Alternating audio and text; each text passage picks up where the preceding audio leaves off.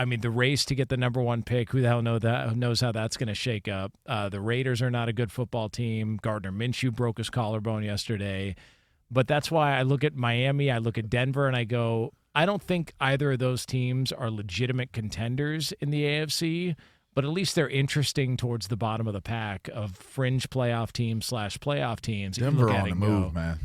They're good. They're fun. On the move. They're on the move. I don't know what that means in totality, but they're on the move. Let me ask you this, if it means this. Does that make it worse on Las Vegas for how the draft went, how the season's gone? Like, that's in your division. They were, a pick ahead? Yeah. I think. I mean, because one of a couple things either happened. You either got duped in regards to who they were going to take, Denver was going to take in that spot, potentially, or how the pick draft was going to go with the quarterbacks, or you had a bad evaluation. Like, you overlooked that guy and didn't try to go make it work for that guy in getting to take a guy like Bo Nix. He looks good, man. He looks great. He looks so good. Look, if we're going to, again, go back over this rookie class, how it looked, Caleb, I thought, might have played his best game, even though it was in a losing effort. Made some special throws, special plays. Has no run support. And still goes out there and finds ways of, like, being competitive in games. Jaden and Washington, it was a hot start, man. But he was balling. Yeah, but it's not what it was in the beginning of the season. Like, I would say he's starting to kind of fall back a bit. I mean, they lost 3 of the last 4. Yeah. It's not the same effectiveness as what they had. That loss yesterday was an indictment. The last 2, I would give him a pass just because they're good teams. But they're all rookies too. I'm not like I'm just saying that if you were to go back and look at how teams graded the quarterbacks and slotted them, I think a lot of people passed up on Bo Nix, and he has come out and he's looked every bit the part of a guy that should be up for Rookie of the Year. Yeah, so I think it comes back to the conversation we had before about if Caleb Williams went to Kansas City, would he be what Patrick Mahomes is right now versus if Patrick Mahomes went to the Bears, it'd be like, y'all messed that up too. I think Sean Payton had a clear idea of what he had in Bo Nix if he were able to get him, and felt as though this was going to be the ultimate poker hand to be able to get him at the pick that he did, and it worked. Sean Payton said in August, I think he was talking with Peter Schrager, and he said in August that they were worried about the Raiders moving up, so he actually called the Raiders and asked them if they were interested in moving up, and the Raiders said no, to try and sort of push them off towards, yeah, listen, maybe they're not in the looking for a quarterback because they're thinking about moving back, and then they ended up pulling the trigger and they landed Bo Nix 1 pick before. I mean, Brock Bowers has been great too, but it's just a completely different conversation between the two teams. It's again, yeah, I think what? Like, you can't compare Brock Bowers. A shot. No, I'm just saying. I mean, it's not like it was a bad pick. It just you can't compare. Okay, that's not the conversation we're having. They wanted a quarterback. Let's be clear.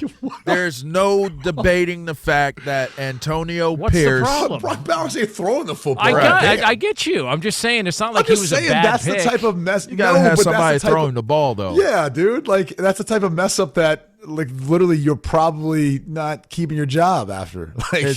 And that's sad because, again, it was not a military secret that this group wanted to get a quarterback. They wanted to move up to get a quarterback. They whether they had the capital to be able to do it, one reason or another that they needed to try to do it to get a quarterback, but going into the season, not having a defined guy that could be the starting guy, even though I know we'll say Minshew started off fairly well in the year. I get that, but he's still a professional backup.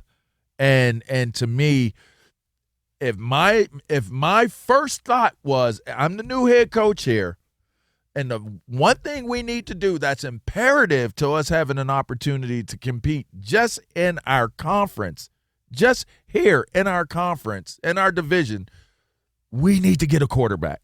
No doubt about it, hands down. These guys that we got, O'Connell, we brought in Minshew. Okay, these guys can battle it out for second.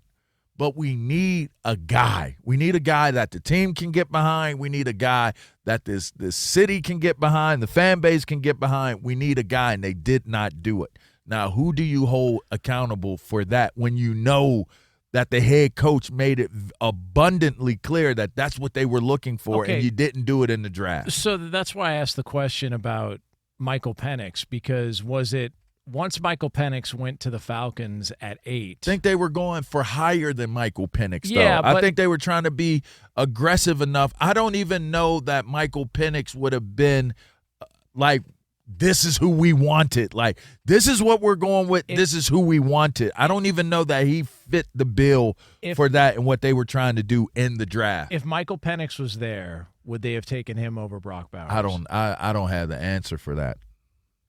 I don't have the answer for that. Which means that at the end of the day, if Michael Penix is there, then that means Bo Nix is there. Just call and then it comes back to the original conversation. Somebody undervalued Bo Nix. Could you just call Antonio Pierce right now and get the answer? But what are we waiting around? Let's start farting around here and get some answers. McCarthy gets hurt, so we don't know the sample size of McCarthy. Penix goes to Atlanta, but he's not playing much because Cousins is playing. Knowing what we know now. That might change quick. And I know we did this before because I brought up Urlacher. Knowing what we know now, would you have taken Bo Nix before McCarthy or Penix? Yeah. Knowing what we know now? Q? Yeah. I mean, here's the interesting thing about the evaluations of the quarterbacks. If you were going to base last year's draft on the tape, and then I actually think you could go back through some of the most recent years and make this claim. If you just went off who performed the best on film, it would have been Jaden Daniels, number 1. You would have had Michael Penix, number 2, Bo Nix, number 3, Caleb Williams, number 4. That's how you would have made the selections in this past year's draft. It just purely based on tape from the most recent season. Now, if you want to go back, do the entire body of work, look at everything, Caleb jumps up a little higher. Obviously, had a Heisman Trophy winning season. Bo Nix the past 2 years at both Oregon, Washington. Same thing with Penix. They both played really well. So I'm not sure that would have changed a ton. Penix, probably would have still been ahead of Nix slightly, but it would have benefited Caleb Williams more than anyone else. The point I'm basically making is that sometimes these teams, when they're evaluating a lot of the prospects, they kind of look past the most important thing. It's like, well, what they do most recently this year? Like, how they look on the field, how they perform. Like, let's not overthink this whole thing. Like, how they look playing football. So, and I know there might be some J.J. McCarthy fans who are like, hey, man, like, you won a national championship. He did, but he wasn't asked to do as much, and he delivered when he was asked to, and he made that team a winning football team during his time as a starting quarterback at Michigan. But the rest had a lot more on tape that you could feel a little more confident as far as making that selection. And obviously McCarthy's hurt, so we don't know what he's going to end up being. But either way, like, that's how I think the draft would have been slotted if you're purely taking it based on the tape from their last year in college. I mean, there could be a future Hall of Famer looking for, an opportunity. Daniel Jones is available right now.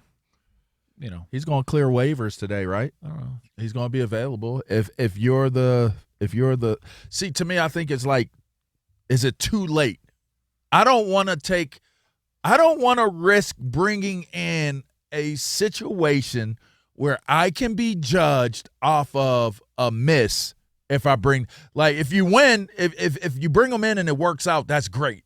But if I'm a coach or a GM and I bring in a guy like Daniel Jones, who has potential, has shown that they can throw the ball and can run an offense, it just didn't work out the way that it was supposed to in the place he's leaving.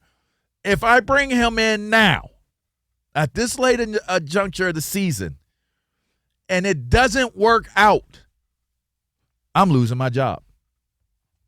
I'd rather lose with what I have.